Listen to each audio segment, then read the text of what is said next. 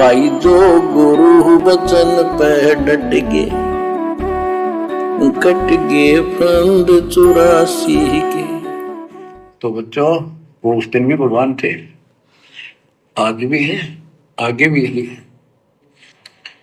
लोग कहते थे, भगत कहते थे कि हमारे गुरु जी ने ये कर दिया, भगवान है। कहते थे भगवान, लेकिन दिल में जगह नहीं थी।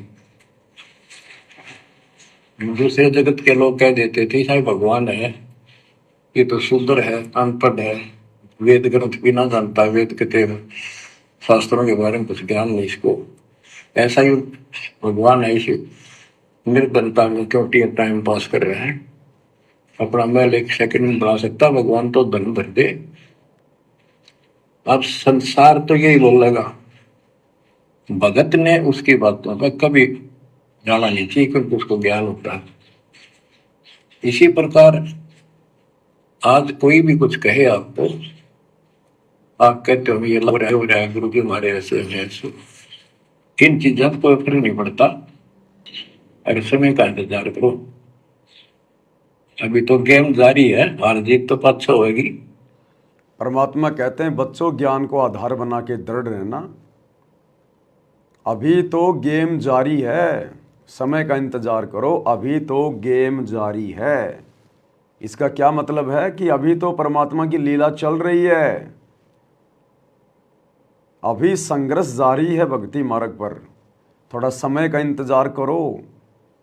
2028 युग परिवर्तन का समय है, उसके बाद देखना इस भक्ति की लहर पूरी दुनिया में चलेगी, पूरी दुनिया में।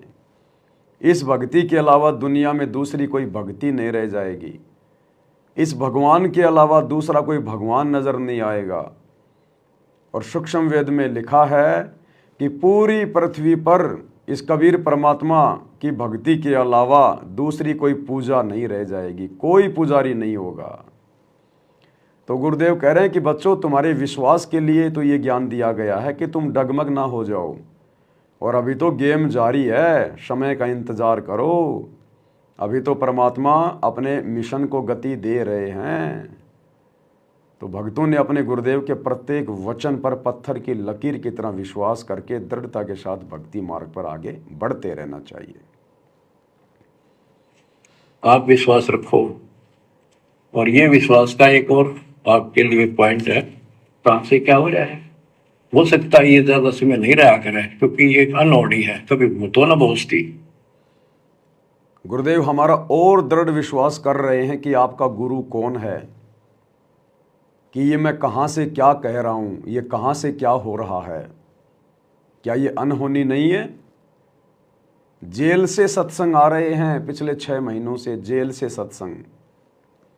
क्या ये अनहोनी से कम है?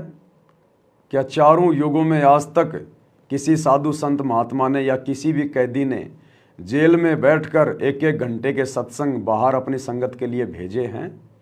भूतो न भवस्ति, ना पहले कभी हुआ ना कभी आगे होगा। तो ये समर्थ ही कर सकता है, आम संत के आचार्य शंकराचार्य की वश की बात नहीं है। जेल में तो श्री राम रहीम भी है, श्री आसाराम भी है।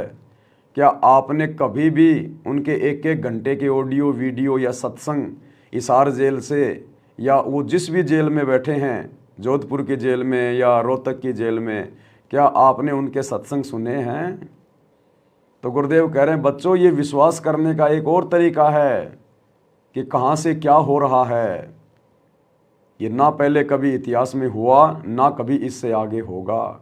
तो इससे भी तुम्हें आइडिया लगा लेना चाहिए कि हमारे गुरुदेव कौन है।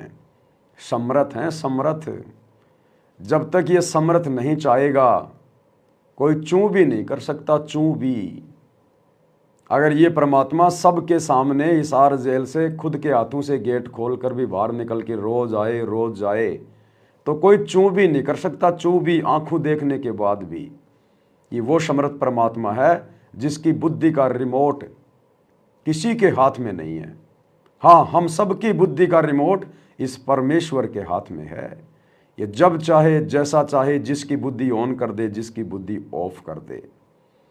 तो परमात्मा हमारे विश्वास के लिए कह रहे हैं कि बच्चों, इस पॉइंट पर भी विचार करके तुमने अपने गुरु पर दृढ़ विश्वास करना चाहिए और भक्ति मार्ग पर दुनिया की बातों को अनदेखा करते हुए आगे बढ़ते रहना चाहिए।